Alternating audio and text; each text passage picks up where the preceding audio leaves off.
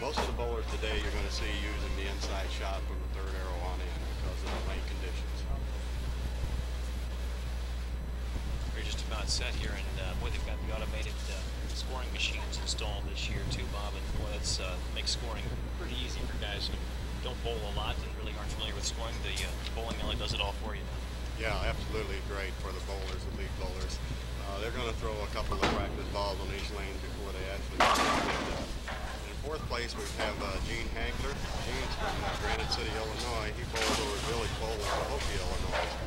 Gene's been bowling about 23 years. He's got a 202 average, and he'll be throwing probably the Rhino Pro. And Peel Rhino looks like he's got out for right now. Most of the bowlers usually carry 2 to 3 to 4 different bowling balls with them, depending on the condition. So it looks like we've got a left-hander in Gene Hagler. So for all the lefties out there, we weren't completely shut out this year. So, Don? We're going to finish up on their practice rounds here. Gene Hagler will take one. Today's action is being brought to you by Aldo's Pizza in Washington and Washington Town and Country Lanes and Missouri Natural Gas. John Covington with Bob DeBrock, and we're getting set for this first match. Final 4 matches of action here at Washington T&C Lanes. Kyle Banderman going up against Gene Hagler.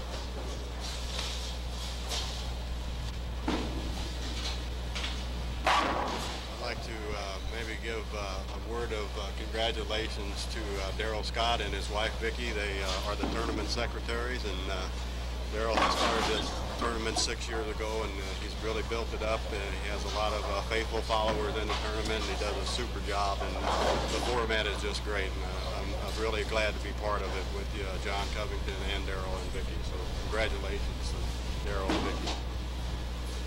Now, you mentioned the different type of balls that these bowlers use. That really is plays a big part in their game, doesn't it? So you'll have some balls that break a little bit more, and others are more of a straight power ball, and so on. Oh, absolutely.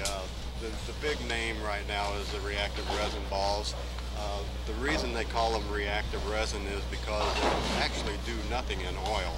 But as soon as they hit the dry portion of the lane, which is usually somewhere between 35 to 40 feet down, the balls then start turning or hooking, and they hold such tremendous power when they hit. And the reason for the reactive resin, and especially on a lane condition like this, is you want to send the ball down the lanes a little bit farther before it starts hooking on you, so you don't really run the ball out. Given a variety of top weights and side weights that they put into the ball, you may see a lot of ball changes today. We've been covering bowling every week. You know, Larry Utterback, I know you're really familiar with him, and he's been on the sports talk show on Saturday mornings between 8:15 and 10 o'clock every morning for this past winter, with broadcasting the bowling reports from the league's action for the past week, and we really have enjoyed that. As far as the summer leagues, do you have many summer leagues going on here at T&C Lanes? Yeah, they have another scratch league started up. We started a scratch league on Tuesday nights last year. Kyle Banderman set to bowl here in the first frame. He starts out with a strike. Kyle Banderman with a good start here in the 6th annual All Sport shootout. Yeah, Kyle looks like he's warmed up and ready to go. He's throwing the ball just a little inside the third arrow, so the line is pretty tight. Now the lefty Gene Hagler in the first. Came up a little bit high in that head pin, Bob. Yes, Gene has left the 247. Gene's probably a little nervous right now. It looked like he had the ball in around the second arrow, which is normally a little tighter for a left-hander. They usually like to shoot out around the 7th, 8th board. So he just needs to get over the willies here for the first couple of frames. Hagler lines up to the right. Here's his shot, trying to pick up the 247, and he leaves an open frame. He picks up the 4 and 7, but leaves the 2. So Hagler with the open frame in the first, and he'll shift over to the lane, number 11. Yes, the bowlers do use the pro-style format. The starting bowler will bowl 1 frame, and then the next bowler bowls 2, and then they alternate now to the 10th frame. Hagler in the second. He leaves a shaky 4-pin, Bob. Yes, he's really nervous. He didn't get out of the ball. It went over, it crossed over the Brooklyn, almost got the Brooklyn strike, but you can tell Gene is really a little nervous starting off here. He needs to maybe take a deep breath and settle himself down. He's going for a spare here in the second. Here's his shot, trying to pick up the 4-pin. He's got it. So Hagler spares into the seconds, and Hagler, really the door wide open for him right now. Gene looks like he's trying to bowl maybe a little too fast. He needs to slow himself down just a little bit. Kyle Vanderman steps up to the number 12 lane. Strike up in the first, bowling here in the second. Here's his shot. A little bit high on that head pin, and he paid the price with the 6 and 9 pins remaining standing. Cal looks like he's throwing a really good ball, though. He's more relaxed than what I think Gene is at the present moment. Like I say, now the crucial part comes in picking your spares today. This should be a pretty easy spare for Vanderman. Approaches the lane, releases the ball. Takes it in there and picks up the 6-9. Two spares in the second, and he'll move over to the 11th lanes. And see what he can do here. This is the lane he picked up the strike on in the first frame. Right. Kyle is, like I say, he started at 5 years old, and Kyle is really an exceptional young bowler. He has what we call the cranking style of bowling. So. Here's Vanderman in the third. A little bit high in that head pin. 3-6 remains standing. Perhaps a little more nervous than I thought. He looks like he's kind of coming up at out of the shot at the line. A lot of the crankers, they will stand a little more upright at the line, but I think he's starting to come out of his shot just a little bit soon. And as a consequence, he pulls the ball. Vanderman bowling here in the third. He'll try to pick up the 3-6. Another spare. Ooh, an open frame as he left the 3-pin standing at his top. Yeah, that just goes to prove out what I said earlier. These spares today are going to make the difference in the winner and loser of these matches. Most times when you have a ideal condition, when the strikes are plentiful, sometimes the spares don't mean as much. But today, you can see the spares really count. Here's Hagler bowling in the third frame, and he misses the head pin and leaves 4 standing. 1-3-6-10 still standing, and that's not an easy spare to pick, is it? No, it's not. Especially under these conditions, he'll just have to settle down. He tried to go a little farther outside, just got a little too far out. Approaches the lane, going for a spare. And another open frame. He picks up 2, picks up the 1 and 3, but leaves the 6 and 10. So another open frame for Gene Hagler. Yeah, Gene has now decided he's going to make a ball change, and I think it was really a good move on his part. Bowling on in lane 11. Straight on, maybe a little bit high, leaves the 6-10 standing. Gene Hagler's got a 33 through 3, and Vanderman a 47 through 3.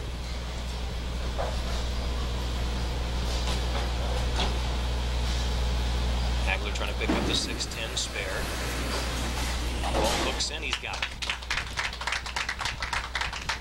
That was a good shot by Gene. He came up a little light, but he got the 6-pin to come off the wall and take the pin out. So that was a break for him. Maybe that's the kind of break he needs to get himself righted and back on track for the day. Kyle Vanderman set to bowl now in the fourth. He's got 47 through 3. Sets up toward the left as he bowls on lane 12. Here's Vanderman's shot in the fourth. A little bit high and leaves the 4-pin standing. That was a real good shot by Kyle, though. He went in a little deeper. He's in around the 19th board now, swinging the ball out in order to hold the line. It was a good shot. Just got a little high, didn't get the breaks. Vanderman going for another spare here in the fourth with the lead. His shot here in the fourth, trying to pick up the 4-pin. He's got it. So he spares in the fourth, then move over to the 11th lane.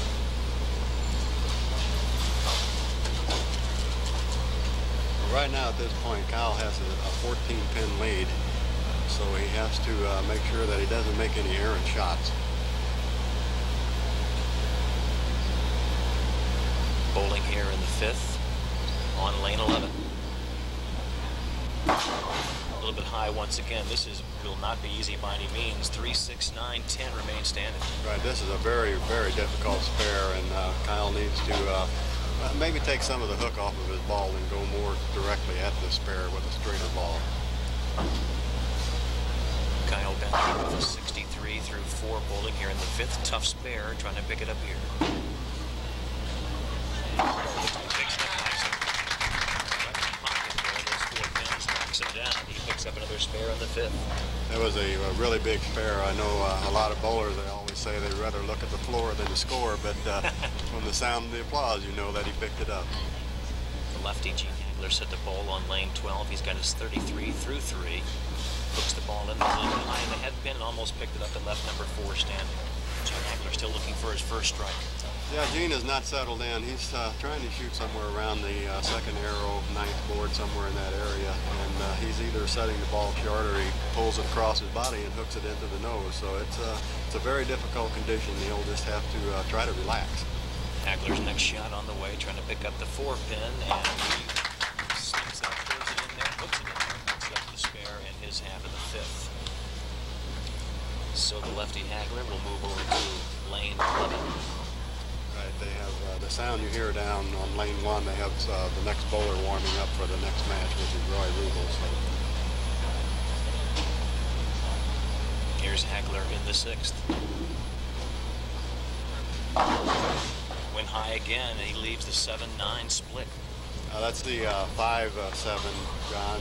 What happens there is he's pulled the ball again, and this is typical. You can tell just about, you can gauge your game when you're throwing a not too good of a ball and you cross over to Brooklyn and leave that 5-7. It usually means that you haven't rolled the ball. We'll see if Hagler can pick this one up. He knocks down the 5 pin, so another open frame for Hagler in the 6th. An extremely difficult spare split for a left-hander going away from the pins that you need to pick. And Gene just does not have the concentration that he needs in the fluid motion. So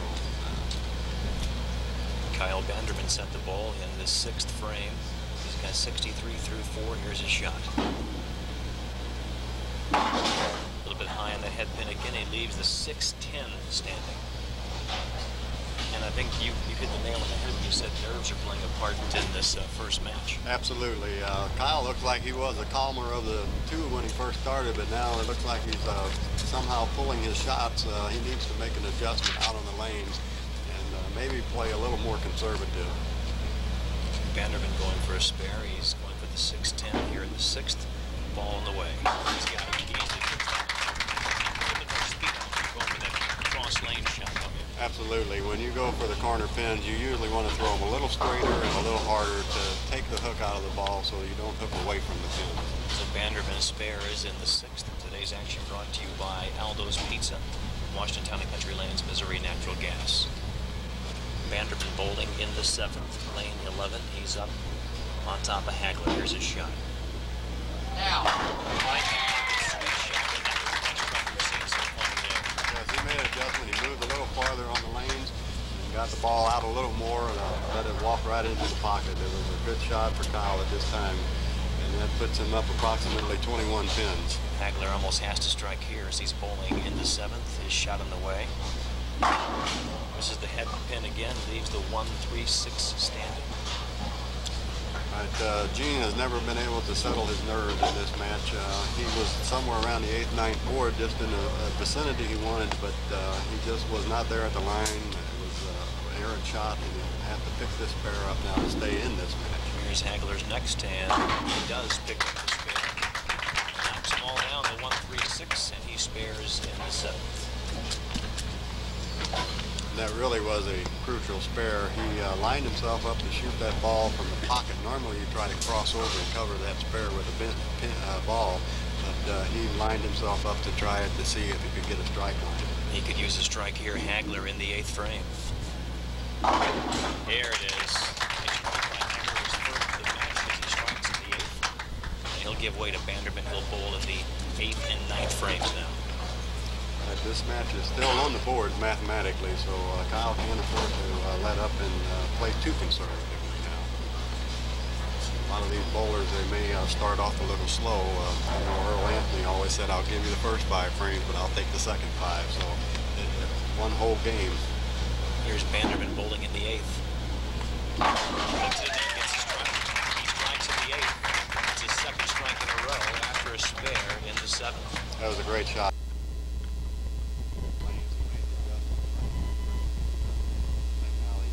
He's going to be tough to beat.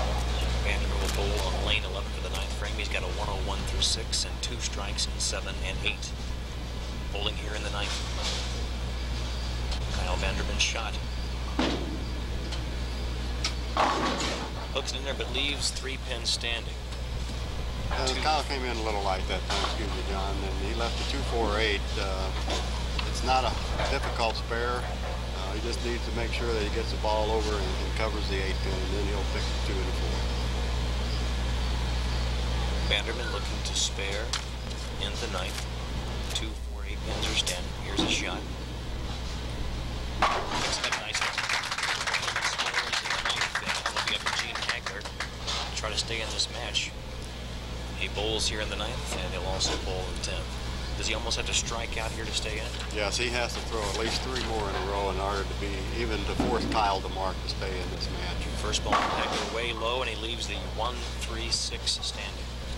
Right, and I was really surprised by that. I thought when he picked that spare the last frame when he was on lane 12 that he was found his strike line, and I thought sure he would be closer to the pocket than that this time. Hagler will try to spare here in the 9th. His ball away, trying to pick up 3 pins, and he's got it.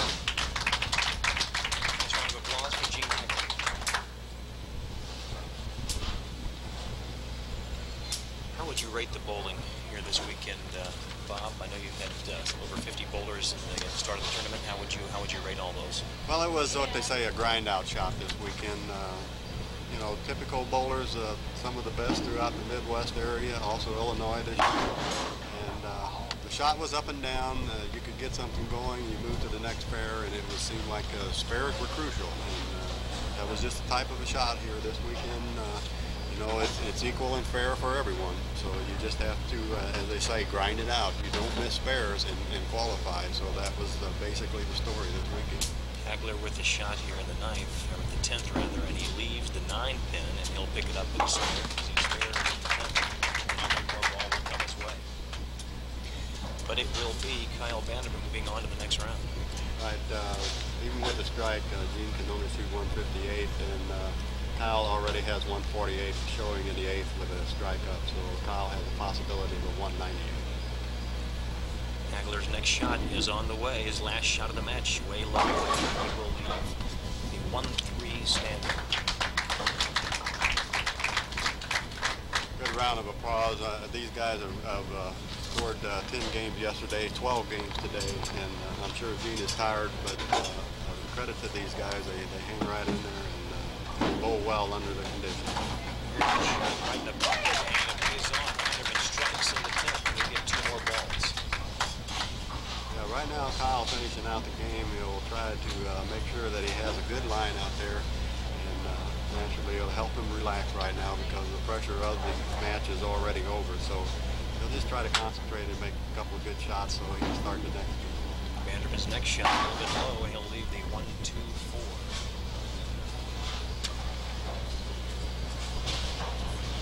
Looks like Rubel has completed his warm-ups down in the far side of the lanes there. He's been warming up on lane 1 all during this first match of action. He's going to be facing Kyle Vanderman next. Vanderman's next shot trying to pick up the spare. He's got it.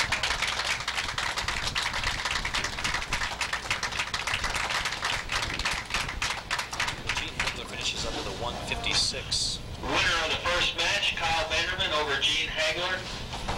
Kyle advances on to face Roy Rubel in the next match. Vanderman facing Roy Rubel in the next match, and we'll take a break and come. The match has the option to start first or let his opponent start first. Sometimes it's a little mental games being played there, a little competition going on between the bowlers and stuff like that. Vanderman strikes his first shot of the match.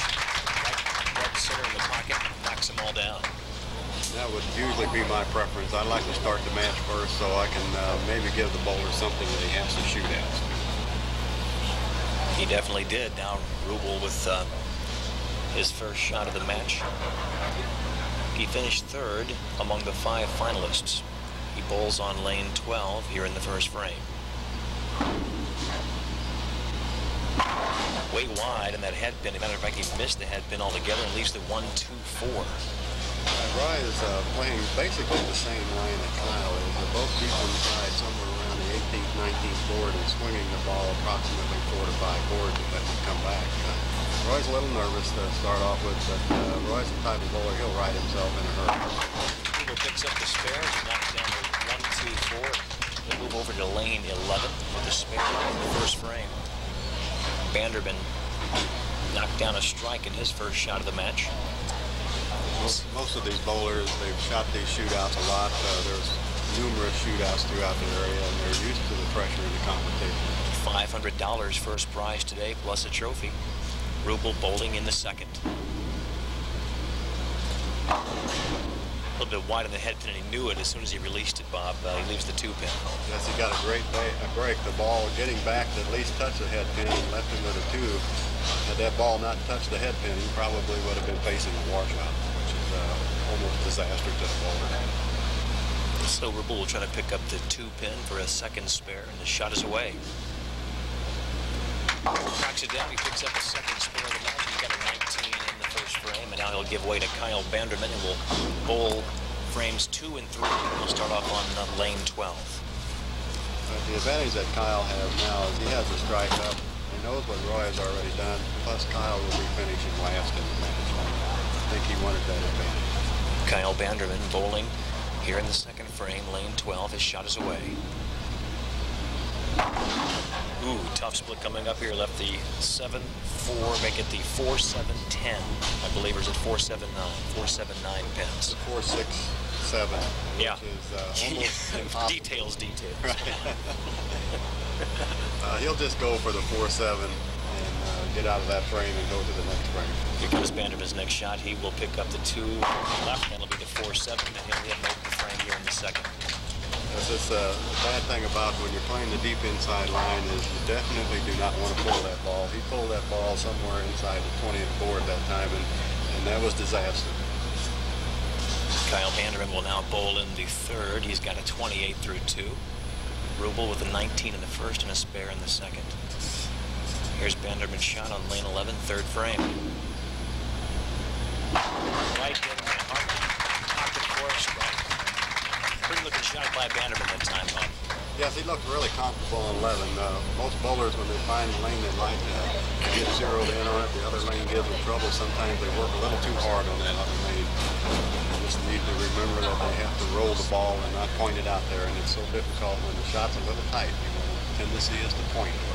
Rubel with a 19 in the first, a spare up in the second, bowling here in the third, lane 12.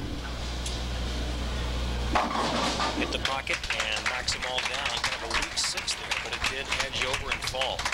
So he's got a strike in the third, or a strike in the second, and third rather.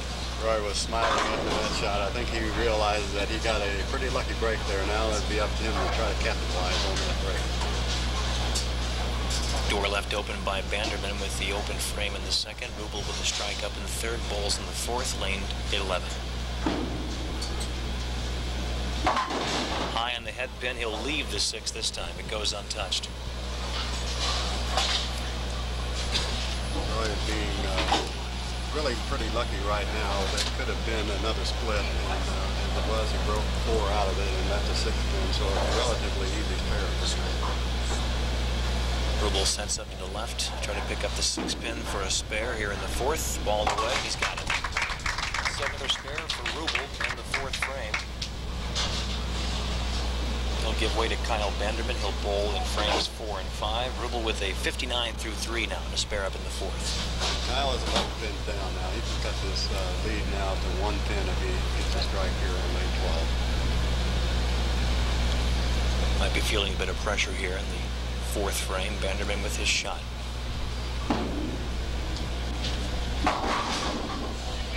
Leaves a wobbly 7. A little bit high on that head pin, but almost got the strike, and the 7 remains standing, though. Yes, they're both starting to get some breaks now. They're starting to get the ball in high with maybe a sign of nervousness, or the lanes could be actually breaking down a little in the center. They've had 12 games rolled on them already today. Should be a relatively easy spare for Banderman. Here's his shot, trying to pick up the 7 pin. He picks it up easily. He's got a spare into the fourth.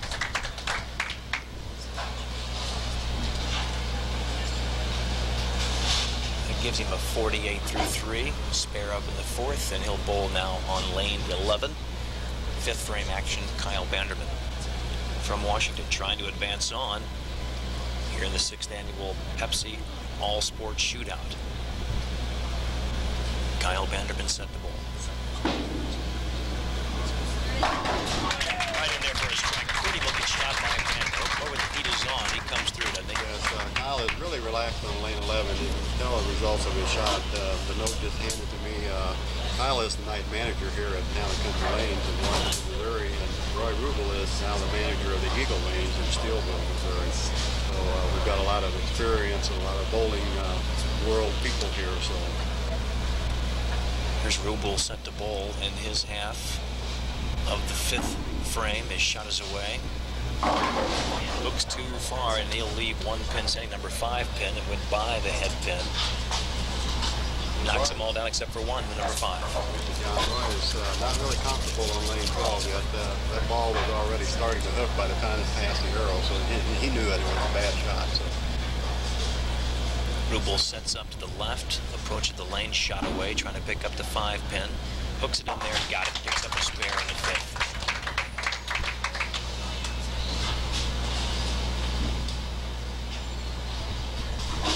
78 through 4 now for Rubel. He'll spare up in the 5th. He'll bowl on lane 11 here in the 6th frame.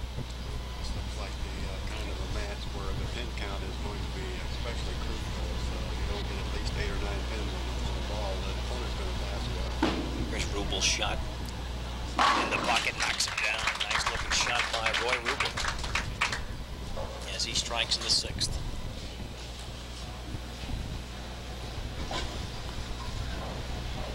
Now if he can just get his game down in lane 12, he could really take control. 11 looks like it's the easier of the 2 lanes. Everybody seems to be struggling a little bit with getting the ball to the pocket and holding the line on 12. Lane 12 may be hooking a little more on the end than left. There's Vanderman in the 6th. Strike. That's 2 strikes in a row now for Vanderman. Struck in the 5th and now has a strike in the 6th. Right, and that puts this match dead even now. Kyle with that double there. Tied up right in the 6th frame.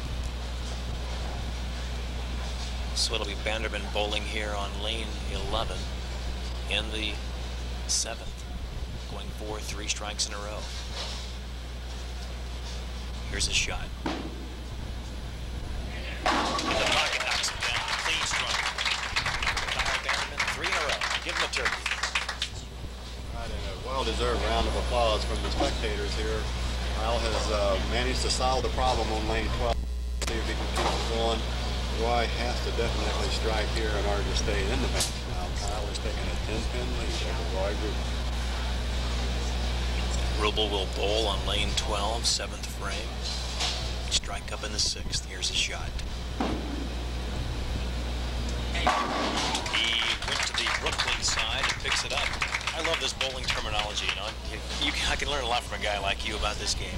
Yeah, that's for sure. Roy is still struggling with lane 12. He got a real good break there. He knew he overturned the ball immediately. The ball is hooking way too soon on lane 12 for the bowlers, for their comfortable range anyway. So, great break to tie the match up. Rubel with a chance to go for 3 strikes in a row. He's had a strike in the 6th and 7th frames, bowling here in the 8th. He'll leave a wobbly 7. Boy, had the strike zone there, right in the pocket, but left that 7 frame, left that 7 pin standing. Yes, I'm sure Roy's disappointed because that was the better of the 2 lanes for him, and he made a really good shot. He just didn't get the breaks that time. He came in just a hair light and it did not carry the 7. There's Rubel trying to pick up a spare in the 8th. He'll hook it in there and pick up the 7th pin easily. He's got a spare for Rubel in the 9th. That'll give way to Kyle Vanderman. He'll bowl in frames 8 and 9. 3 strikes in a row. That'd be something for him to strike out the rest of the way for them. Right. Definitely put the icing on the match for this one. He's now 11 pins ahead. The pendulum has kind of swung in Kyle's favor. Let's see if he can still manage to hold the line on lane 12. Vanderman in the 8th. Strike. Pretty shot by Vanderman. 4 in a row. Another excellent shot. He took a little bit of hook off the ball, threw it a little more directly at the pocket, and just buried the ball in the pocket. Excellent adjustment by Kyle that time. I'm always so impressed by these young bowlers. They seem to have all the knowledge that probably took us old guys 25, 30 years to learn. It's all that technology today.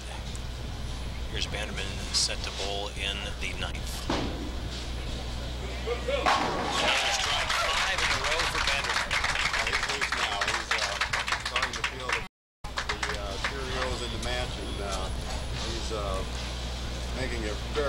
tough for Roy. Now, Roy has no other choice now except to throw 4 strikes going out of this match in the 9th and 10th and just wait and see what Kyle does.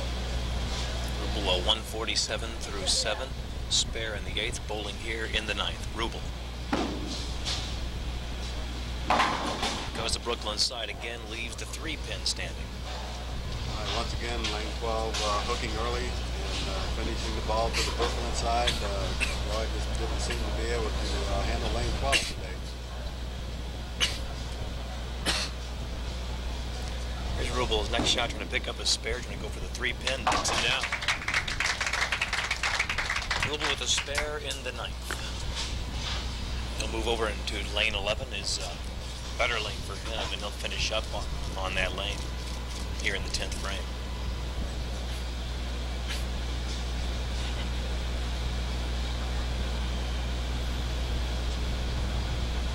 Rubel in frame 10.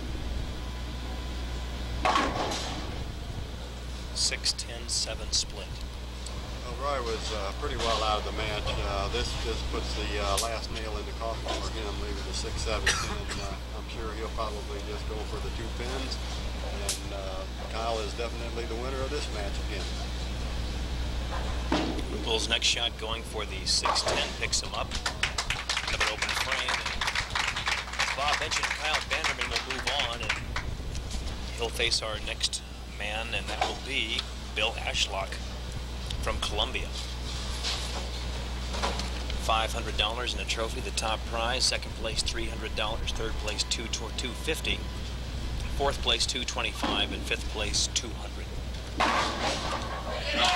Gets him up as he knocks the pins around and gets a strike on lane 12 here in the 9th. Well, now you know that Kyle is really loose when you get that kind of action and pin results from it. You're throwing a good ball, the ball is rolling, it mixes those pins around. That's 6 strikes in a row now for Kyle Banderman. This is the 10th frame. He'll stay on lane 12, and here's his next shot. A strike, 7 in a row. Well, he's got it down now. He's got that line down, that 12th lane. Yes, he has. As I mentioned before, he looks real relaxed now, and he's really rolling the ball, and you can see the results on the end. The pins are flying all over the place. It could spell doom for Bill Ashlock because it's taken these guys who aren't familiar with these lanes a little bit of time to adjust. Oh, absolutely, John. One of the biggest problems that the bowler has to put in is the fact that the other bowlers have now 2 games experience, so it's a do or die match for everyone. Looks like Banderman will finish up by leaving a 7-pin, but in that he finished up, he had 7 strikes in a row. Outstanding match for Kyle Banderman. Winner of the second match, Kyle Banderman. He'll go on to advance and bowl Bill Ashlock. 192, making Bill, you get 247, your 247 to 192. And your choice of starting first.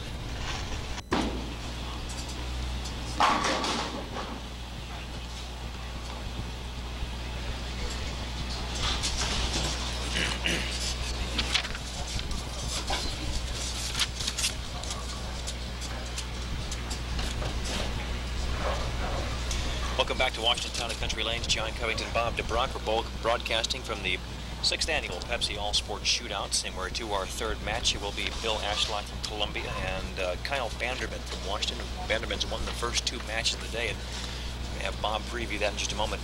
$500 the top prize plus a trophy today, along with second place $300, third place $250, fourth place $225, fifth place $200. And we'll have Banderman bowling first to get this match underway. Kyle is elected to once again start the match. Each bowler is allowed, the new bowler is allowed 2 practice balls in each lane, and Bill calmly stepped up and threw 4 strikes, so proves to be an error. Banderman starts off in a tough way here in this 3rd match. He'll leave the 4-7-9 standing, and that's going to be an awfully tough spare here in this 1st frame. Not a very good start for Banderman. No, he let up a little speed there in 12. Naturally, we were saying the last game was starting to overhook, and that's what happens when you let up on the speed. He'll go for the 2 pins, and he'll pick up the 4-7. So an open frame for Banderman to start off this 3rd match. Now it's up to Bill Ashlock. What kind of bowler is he? Bill Ashlock comes out of Columbia. He's at Town and Country Lanes in Columbia, another namesake of the Town and Country Lanes here in Washington. Bill has won 300 in his career, and he averaged about 208 up there. He's going to be using a blue hammer today. He hammers it there with a strike on the first frame of the 11th. On lane 11, first frame. Boy, he powered it through, didn't he? Yes, he did. I was watching Bill bowl from about the 7th game on. He looked like he righted himself. He changed some equipment. He changed his line, and he picked up a little more speed on the ball. In the last 4 or 5 games, he came on real strong. He was down in about 10th place, and he finished up qualifying second. So definitely a tough match here for Kyle. He moves over to lane 12, which has been a tough lane for a lot of these bowlers. Here's his shot. Comes up a little high, leaves 4 pins, 3, 6, 9, 10. Right, the old nemesis, lane 12, he got that ball down on the wood a little too quick, and it started hooking a little too soon. The bowlers are going to have to keep their speed up and flatten the ball out just a little bit on lane 12. This is a tough spare. You've got the 9 pin directly behind the number 3 pin. We'll see if he can do it.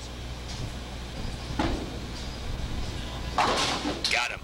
With some help from the board, the side came ricocheting back out, picked up number 9. Nice spare for Ashlock.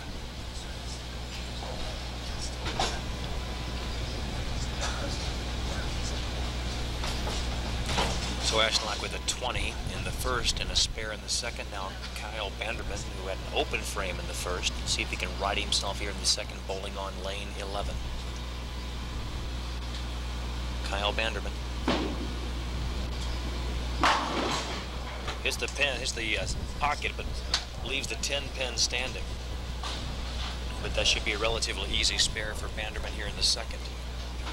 This is a crucial spare for Kyle. He doesn't want to start off with 2 opens in a row against a bowler like Bill Ashlock.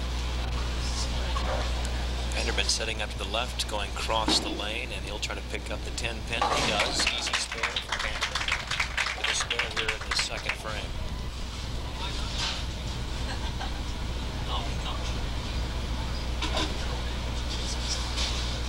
Banderman will now move over to lane 12. He had 7 strikes in a row in that previous match and ending up with a 247, beating Roy Rubel with a 192. Here's Banderman in the third. Strike. Kind of waved his hands. It wasn't a pretty one, but hey, it counts. He knocked all of them down. Yeah, I thought he was looking at another 4, 7, 10 there, and they all caved in. So he's really thankful for that strike. It was Banderman's first strike of this match, and he'll give way to Bill Ashlock, who spared in the second. Had a strike in the first. Bowls here in the third on lane 11. Strike. He powers it right through there, picks up his second strike of the match. Right, I'm always amazed at this new generation of bowlers, John. Bill Ashlock is playing inside the 4th arrow. He's somewhere around the 21, 22 board. And that's just amazing to hold a line like that. It takes a lot of skill and a lot of time spent out in the practice session. Ashlock will bowl in the 4th. He's got a 40 through 2. Here's a shot. Lane 12. That's high on the head pin, and he will leave the 6 pin standing. Well, neither bowler seems to be able to get the line on lane 12. Lane 12 through the heads, what they call from the foul line to the arrows, is probably drying out a little bit. The ball's going to hook a little too soon. Ashlock going for a spare in the 4th. He's got it, picks up the spare. He's got strike spare in the first 4 frames of this match.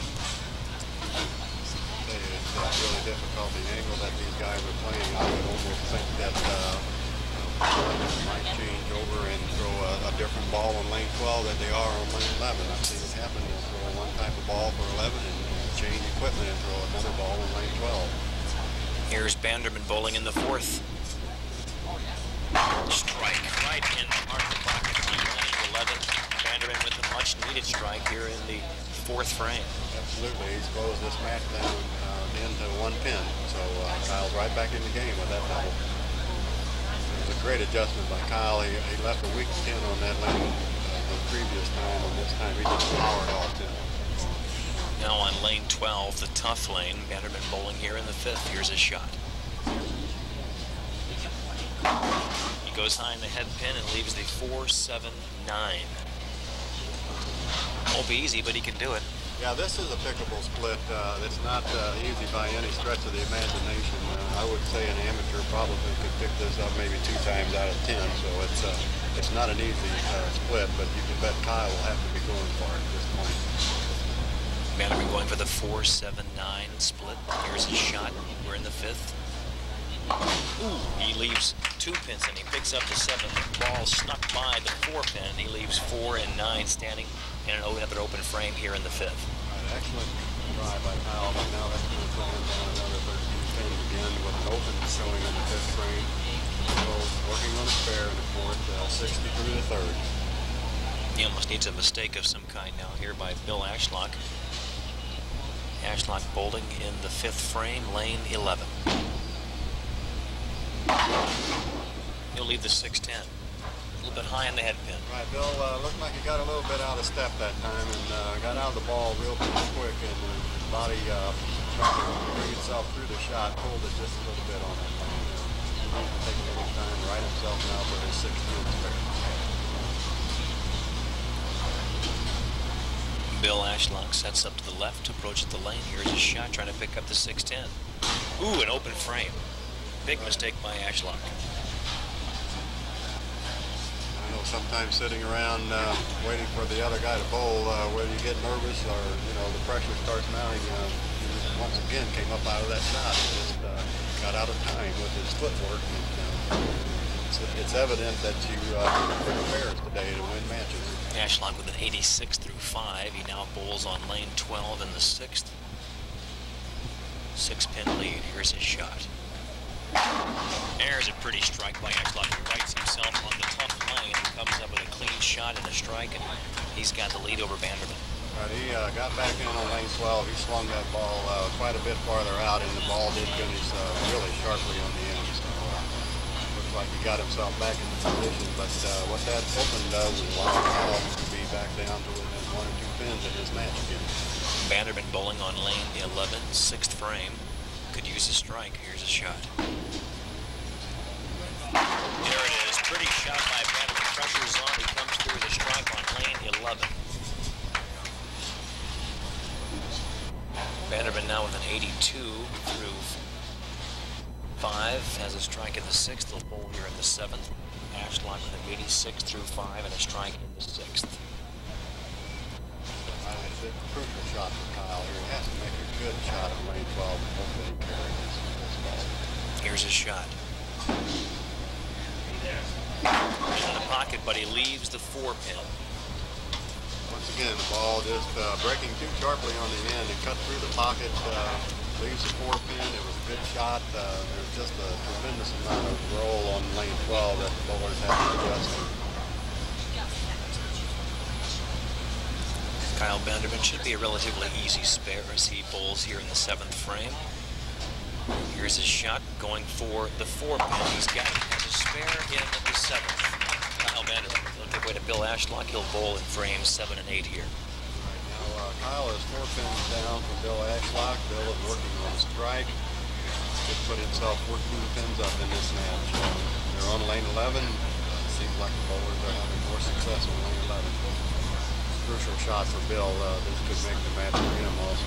Give him a little breathing room. Lane 11, 7th frame, Bill Ashlock. Strike. He comes through with pressure on. Ashlock with a strike at the 7th. That is 2 in a row. Right, there's also a 14-pin lead. This really puts the pressure now back on Kyle Banderman. Once again, Bill will be on lane 12. A must shot for him. A strike here would really almost close the doors on Kyle, although it's still out there on the boards. This would give the momentum way in Bill Ashlock's favor. He switches over to lane 12, bowling here in the 8th. Hit the pocket, there's a strike for Bill Ashlock, and that is 3 in a row.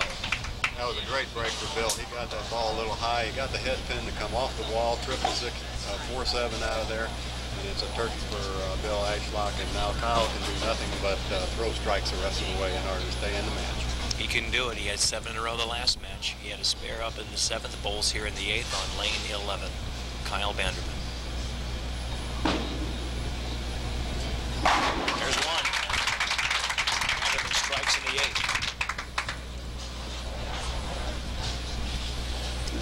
want to say that's an easy lane, but it looks like all the bowlers so far have had the lock on lane 11. What we call in the terminology is a sewer lane. That means no matter where you throw it, the ball's going to carry it out. So they both seem real comfortable. Now the tough lane, lane 12. Everybody's been having trouble with it. Let's see if Vanderman can hold the line and get another strike. Here's his shot. He'll leave a wobbly 3 and 6 pin standing. And that's what the difficulty of the lane does to the bowler, John. They are not relaxed. They tend to force the ball out on the lanes. And Kyle just came up out of the shot that time and pulled the ball inside his target. The ball had nothing to do but get on the nose and try to go for it. Here's Kyle Vanderman going for the spare here in the 9th. Picks it up. Picks up 3 6 pins. We'll give way to Bill Ashlock, and Ashlock will bowl here in frames 9 and 10. Vanderman a 142 through 8 and a spare in the 9th. Bill Ashlock working on a 236 game. If he goes out, best Kyle can do if he would go out would be a 192. So the game is well in hand for Bill. He just has to avoid making any errors on the lane. He strikes here in the 9th on the 11th lane. That's right there. Just put Kyle Vanderman out. All Bill has to do now is get some pretty decent count on the first ball and stay behind the foul line, as Nelson Burton would say. Easy as that, huh? Easy as that, right. 4 strikes in a row now for Ashlock. He'd like 3 more. He'd be red hot going into that championship match. Ashlock on lane 12. A little bit high on that head pin. He'll leave the 6-10. Pins 6 and 10 remain standing on lane 12 for Ashlock. Well, he's feeling real comfortable now. He shut out Kyle Vanderman with that first ball, so I guess he'll walk away from that one, although it's always troubling to the bowlers when you really can't find the line. You want to be able to throw that strike just so you can get into that comfortable zone for the next time. Here's a spare for Ashlock, so he'll get 1 more ball to finish out his match. He'll move on to the championship. Possible 214 for Bill Ashlock in this match, and Kyle Vanderman a possible 192. Ashlock with his final ball of the match. Shot away. High in that head pin once again, and he will leave the 6 pin. That's it for him, though. He's finished, and he'll move on to the championship. Ashlock finishing up with a 213.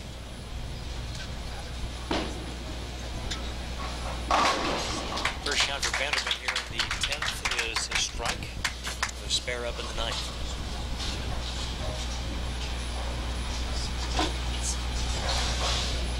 So 162 now for Vanderman through 9. And a strike up in the 10th. Once again, the 2 splits on lane 12 for Kyle Vanderman that game, the 2 open frames.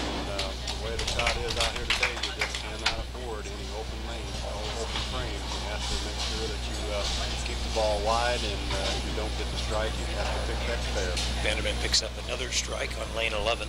He'll stay there and try to finish out his match with 3 strikes and a 192. Here's his strike. Here's his next shot. He'll leave the 8 pin standing, and that'll be it for him. That's a pretty good way to go there for Kyle Vanderman. Had a fine finish. Absolutely, a 3rd place finish for Kyle. I know he's happy. Like I say, you're always disappointed when you don't win 1st place, but first time. Winner of the 3rd match, Bill Ashlock. He'll advance to meet. You are in the money here in this tournament. 13th place gets $95, and you move on up from there with the top prize of $500 plus a trophy. Mark has some very impressive credentials. He's had 10 300s in his career, and he's also had 5 800s. To me, the 800 is probably harder to achieve than the 300. So Mark averages about 215, and he does bowl Village Bowl in Cahokia, Illinois, and he bowls Columbia, Illinois, and he also bowls Belleville, Illinois. So he's been bowling quite a while, and he'll be starting the match on lane 11. Mark Shanuel here in the 1st frame. His first shot of the match. Good start. He finishes and comes up with a strike on the first ball of this final match. Strike for Mark Shanuel from Dupo, Illinois. Well, can Ashlock stay hot? He had a 213 in his win over Kyle Benderman. Well, I think he's made the right choice. He's elected to start on lane 12. That means he'll be finishing on lane 11, and Mark will have to finish on lane 12, which has definitely been the most difficult of the two. Nice start for Ashlock as he has a strike on the tough lane number 12, and he comes up with a strike in his first ball in the championship match. Always a little strategy involved in this match competition. These guys have been around, like I say, they've been under the pressure. They know how to score, and they know what to do to make the adjustments to score. So it should prove to be a real exciting match. Now Ashlock on lane 11, second frame with a strike up in the first. He leaves the 10 pin. Excellent shot there by Mark. Kind of unfortunate break. It was a pretty solid pin. The pros say there is no such thing as a 10-pin tap, so apparently he got out of the ball just a little early and didn't have a full roll on the ball as it went into the pocket. Should be a relatively easy spare for Ashlock. He'll line up to the left, cross the lane, try to pick up the 10 pin here. His shot is away. He's got it. Easy spare for Ashlock in the second after a strike in the first. So he'll have a 20 in the first frame, with a spare up in the second, and it'll be Shanuel, Mark Shanuel, bowling in frames 2 and 3 with a strike up in the first frame. See how he does here on lane 12. Mark is playing more toward the center of the lane in his stance. I think he's playing a little bit outside the third arrow. A little bit high in that head pin, and he will leave 6-9 standing. I think these bowlers are in a little disbelief of how quick lane 12 is starting to pick up the hook.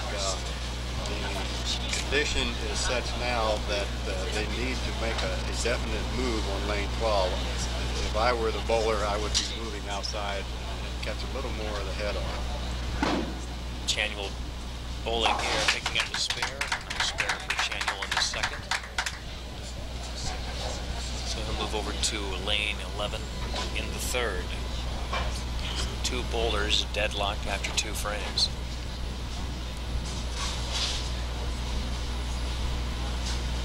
Mark's taking plenty of time, trying to get himself collected. He knows that this is the last match and the winner will be decided in this match. And definitely wants to take his time so he doesn't make any mistakes of it. Mark Shanuel from Dupo, Illinois, approaches the lane. Here's the shot. Third frame. A little bit of help. The pins rattle around. He knocks down 9, but he leaves the 7 pin standing. Mark's a little different style than what we've seen so far. Most of the guys we saw in the previous matches are throwing the ball fairly hard. Mark has considerably less speed. Therefore, he's going with a little harder surface ball, shining up a little bit, so it took a little less. He picks up the spare, knocking down the 7 pin, so a spare in the third for Shanuel. Ashlock will now bowl in frames 3 and 4. This is the championship match, 6th annual All Sport shootout, Pepsi All Sport shootout. Pepsi-Cola Bottling Company of New Haven sponsoring the event this year, as they do every year. Ashlock sets up to the left, lane 12, third frame. Nope, he's going to leave number 4 pin up. He's going to leave 4 and 9, I believe, Bob. That's not going to be easy to pick up. Yes, once again, there was that sharp finish on lane 12. He had the ball in the pocket, but the reactive resin balls, when they grip the lanes, they go right on past the 9 pin, and in this case, he left the 4 with it. It's a question of actually too good a ball. Ashlock trying to pick up the tough spare here. Just go for the 4, and he's got it. I'm not even sure if he was trying to pick up the spare that time, Bob. I know he... Well, it's early in the match yet, John, and they don't want to give away too many pins to their opponents. If you go for the split and you miss it, you've actually given up another pin, and sometimes these matches come down to within 1 or 2 pins. Ashlock with a 47 now through 3. He'll bowl here in the 4th on lane 11. Here's Ashlock's shot. And he will leave a wobbly 7. It will not fall. Once again, not getting the break. A pretty good shot. It was a little high. The pin was going down. Something sandwiched it together and stood it right back up. So it was not too good a break for Bill. I think he thought he made a little better shot than that. Ashlock going for the 7 pin on the spare attempt, and he will pick it up. Ashlock with a spare in the 4th. We'll see what Mark Shanuel can do now as he'll bowl in frames 4 and 5. He'll start up on lane 12. Now Mark, in order to get back into this match, really to take control of this match, needs to set up lane 12 so that his opponent knows that he has mastered lane 12. I think that's the key to this match. Whoever can get to strike and maybe throw together a couple of strikes with lane 12 might be the winner. Shanuel's shot. And he leaves a tough split, 6, 10, 7. So he's staring an open frame right in the face here. Right, and I'm sure at this point in the match, Mark will go for 2. He knows that his opponent already has an open, nobody has a double, so this match will be virtually all even again if he gets for the 2 pins. Once again, lane 12 is reared up and the ball just overhooking too soon down the lane. Here's Samuel's shot, and he will leave 2 pins. He picks up the 6, but the ball goes right by the 10 pin. So an open frame for Mark Shanuel in the 4th. So he's got a 64 through 4. Ashlock a 47 through 3, and a spare in the 4th.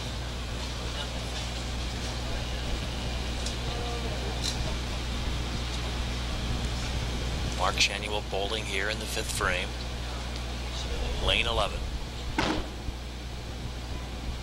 Strike comes back after an open frame, and you like to see that without any athlete. You know, they have an open frame like that, and they come right back with a strike. Absolutely. I think these guys have nerves of steel. I don't know if I can get up there and bowl it. I don't know how nervous I would be. So one of these days I would like to find out. Maybe next year. Maybe next year.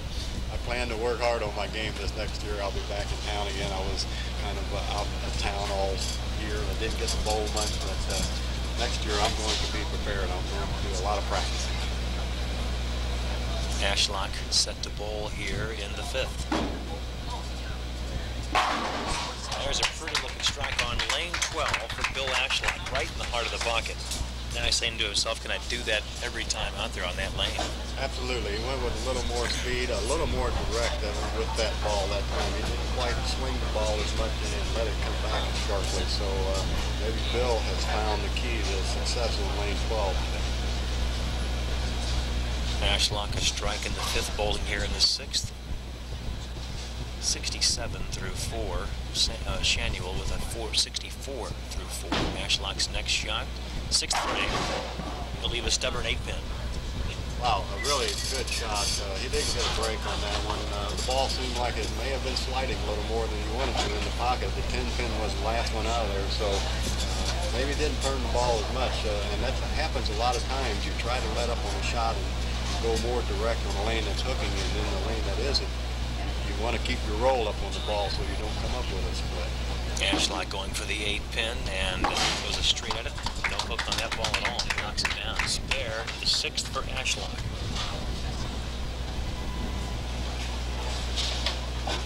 Mark Shanuel at this point is 3 pins down. He's got to strike out. He can hit lane 12. He can take a 7-pin lead into this game. Shanuel bowling on lane 12, 6th frame. And a shot. Brooklyn side that time, and he'll leave 3 pins standing, I believe. All right, Mark knew as soon as he let that ball go, he knew he threw a bad ball. He got that ball way inside. Went over to Brooklyn, lucky just to have the 9 pin there.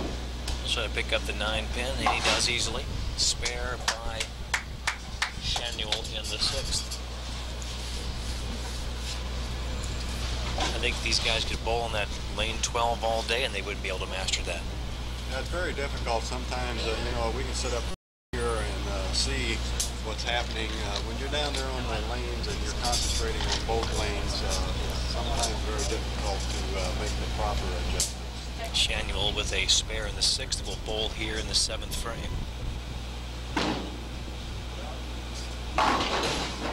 And he'll leave a stubborn 9-pin on lane 11. So Shanuel should pick up this spare easily. Mark's struggling a little bit now. He's starting to get the ball high on lane 11 also, and he broke the 4-pin out there. It almost have been another 4-9 split for him.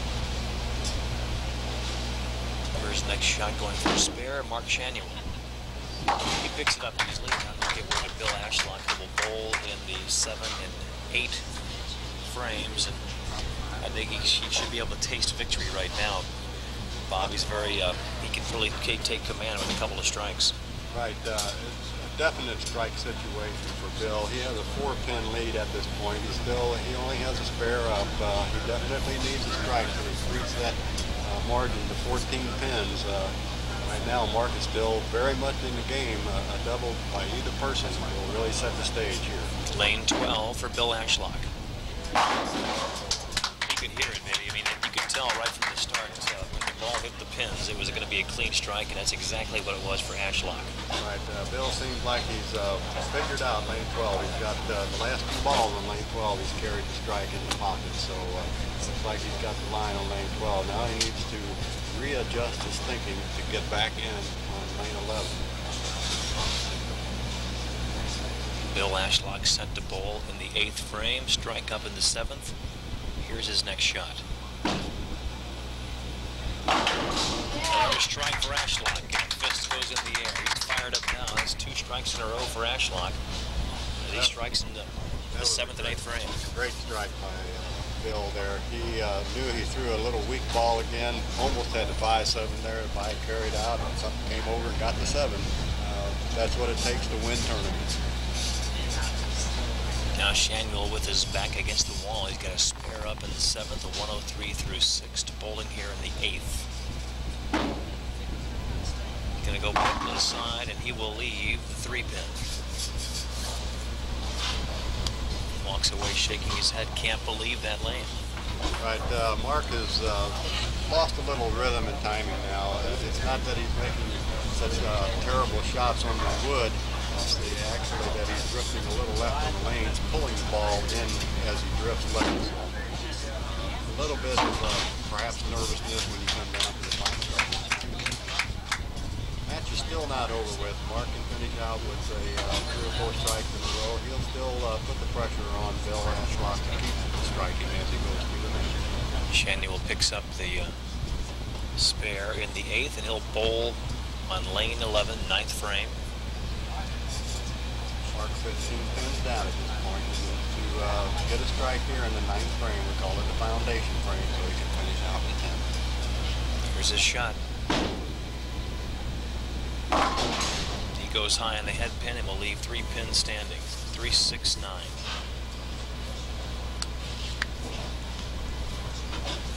That's always so tough to see, John. A bowler leads the tournament all the way. He's lost a little bit of his timing here. He's a little lost out there on the wood right now, and unfortunately you don't always pick that up. 3-6-9, and here's his next shot. He picks it up nicely. Excellent fair for Mark there. It keeps him in the match. Bill Ashlock now coming up on lane 12. This is the shot that he either wins or loses the tournament right here. After 2 days of bowling, it all comes down to 1 shot, possibly, with Bill Ashlock bowling on the tough lane, lane 12 here in the 9th. That's what makes bowling so exciting. It's always, the game is never over until you get down to that last ball. Here's Ashlock bowling in the 9th. High in the head pin, he'll leave the 6-10. Great break there. He had the 7-10 standing there and got out of it. He left the 6-10. Should be a relatively easy spare for him. That will keep him about 15 pins up in the match. So it's still not over yet.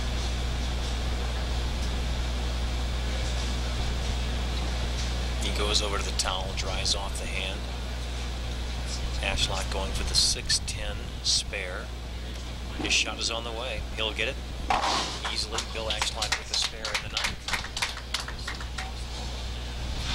So he'll finish up on lane 11 as we go to the 10th frame. All right, he goes in this 10th frame now with a 16-pin lead. He can take a double to shut Mark Samuel out of this match. So the match is right now in Bill Ashlock's hands. Let's see how he does. He has to know where he is. He controls his own destiny. Bowling on lane 11, 10th frame, Bill Ashlock. There's a strike. Pretty looking shot by Ashlock with the pressure on. Once again, Bill opting to finish on lane 11, the better lane for the right-handers today. So some of the strategy, I think, is about to pay off. He'll stay on lane 11. Bill Ashlock set to bowl. He's got 2 more balls coming his way, and here's his next shot. Another strike right in the heart of the pocket, and he is knocked down. Well, all he needed to do was stay behind the foul line that time. He had the match well in hand. I think you're looking at the champion for the '94 All Sports tournament, and Bill Ashlock there. He has a possible 205, and the best Mark Samuel can do is a 189. Ashlock with 1 more ball. Last shot of the match for Ashlock. It's a strike. Great way to finish. 3 strikes in a row for Ashlock. The second 5 frames were outstanding for him, Bob. He is the champion. He'll take home the $500 first place prize money plus the outstanding trophy, and he wins over Mark Samuel here in the championship match. Once again, the key to the match, Bill was able to adjust and hit lane 12 throughout the match.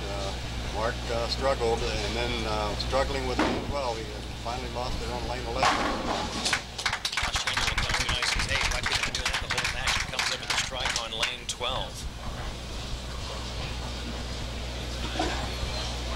He'd like to go out with, even though he knows he's lost the match now, he'd like to go out with a couple more strikes here to finish up. Right, it's great to see these bowlers from around the country. We had quite a few people from Illinois, and once again, the local people here, Jeff City, Columbia, Missouri. Darrell has put together a fine tournament, and it seems like it's growing and getting stronger every year. So it's just great to see all these guys and competitive nature and also a friendly nature. Most of these guys know each other. They've been bowling together for a long time. But once you get out on the wood, it's still competition. Next shot by Samuel left the 5-pin. Now his next shot is he'll try to pick up the spare, and he does finish up with the spare. So Ashlock is the champion with a score of 205 in the final match. He bowled a 213 in the match against Kyle Banderman, and he finishes up the championship match with a 205. We'll return with the postgame in just a moment. And once again, Bill Ashlock, the champion. He's from Columbia, 205 in the championship match in defeating winner and champion of the 6th annual Pepsi All Sport shootout, Bill Ashlock. Congratulations, Bill.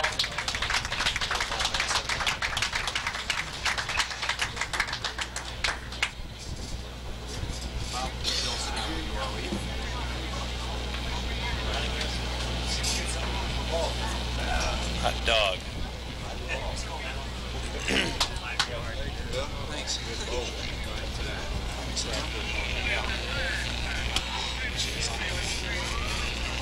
Is he going to do anything out there? Put him on you. Yeah. As soon as we're done, then he'll make the presentation. Okay, we'll just do a couple. This is John Covington, Hi. Bill. Hi. Way to go. Yes. So I'll have to hear you through the earphones. Okay.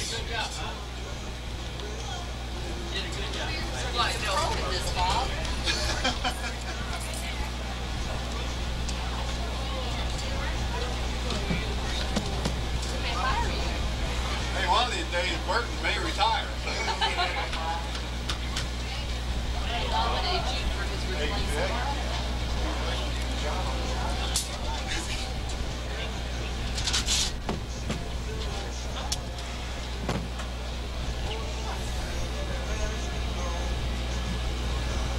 John, as soon as you're done, Darrell's ready to do the presentation. Will you take about 2 minutes? Yeah.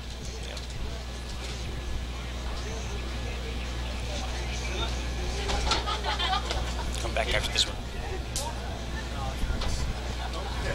You're not going to get any close up.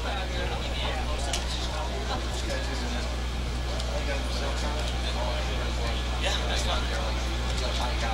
Yeah, right after 11 and 12. We'll Welcome back to Washington Town and Country Lanes. John Covington and Bob DeBrock here, and we're with the champion of the 6th annual Pepsi All Sport Shootout, Bill Ashlock from Columbia. Bill, congratulations on your championship. Thanks a lot. Way to go, a 205 in that championship match and beating a tough bowler, Mark Shandy from Dupont, Illinois. Yeah, he was real tough. He led the tournament yesterday and was a top qualifier today. Got some breaks that went my way today. You know, it seemed like lane 12 was the bugaboo for all these guys today. What was it about that lane? Lane 12 was hooking more all day. It was hooking a good 2-3 boards more than 11. And I think in the championship match, that was all the difference was I was able to figure 12 out before Mark could successfully figure it out. How difficult is it when you're switching back and forth? You know, lane 11 I think was a good lane for everybody, and everybody was doing very well there. How difficult is it for boulders to make the adjustment on each lane? Well, it's difficult because you got to stay focused mentally and remember what lane you're on and how you want to throw the ball, and what you want the ball, try to make the ball do. It's, you know, flipping back and forth between 11 and 12. How many years have you've been bowling? 13 years now, yeah, I guess. Right around 13, yeah. How old are you? 23. And do you enter quite a few tournaments? As many as I can find. I know you've got the one here at Washington Town and Country Lanes. Where else do you go to bowl? Where else do you find tournaments in Missouri? Find quite a few in St. Louis. Bowled one last week in St. Louis. There's one in Jeff City. It was back at the beginning. And there's one down in California, Missouri. And just mainly, most of them come out of St. Louis, the St. Louis area. And best of luck to you. Congratulations, championship, $500 first prize, and a nice trophy. And 205 was your winning score.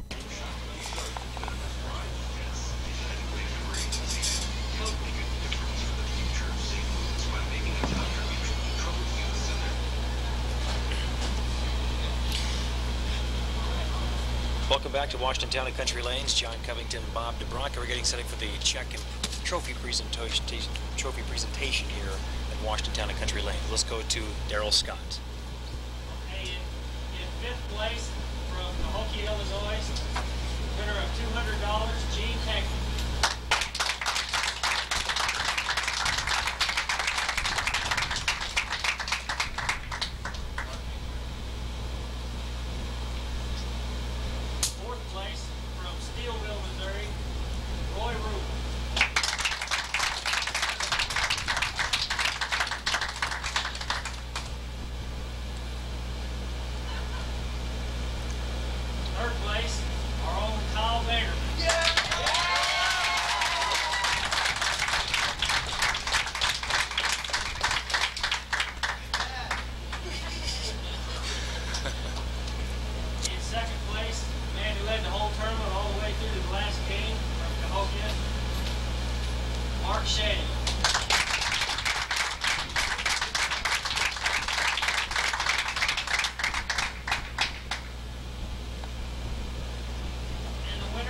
Champion of the 6th annual Pepsi All Sport Shootout from Columbia, Missouri, Bill Ashlock.